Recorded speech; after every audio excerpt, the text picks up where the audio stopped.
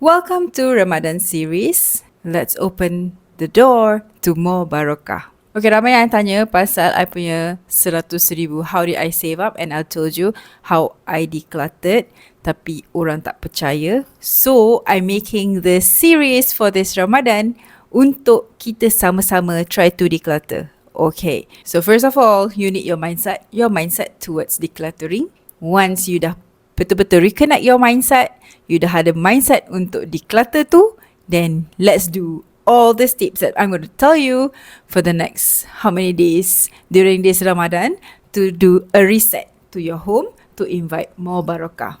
Okay? So yang pertama untuk hari ni, let's declutter your drawer. You pilih satu drawer saja, and let me remind you that the drawer is only yours and yours only. Semua barang dalam tu hak milik you, yang you boleh tentukan yang mana yang you nak dan mana yang you tak nak. Now you keluarkan semua barang dalam drawer you, and kita nak pilih yang mana yang spark joy.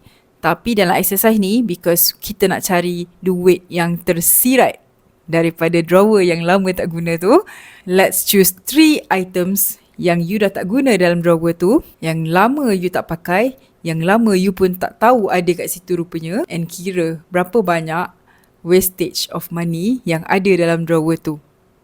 Kalau 3, kalau 5, kalau 10, multiply your money yang you tak guna tu. This is how we find our hidden money leaks. And all those clutters are actually the money leaks yang kita tak perasan, yang kita tak nampak. Bila kita simpan barang-barang yang kita tak guna, bila kita simpan barang-barang yang kita dah lupa kewujudannya, then kita tend to buy again, to buy new things, to buy new ones. You imagine all those duplicates yang you ada, benda yang sama, let's say 3 benda yang sama, dan berapa banyak kerugian dah yang ada dalam drawer tu. So here is the first step for you to create your awareness.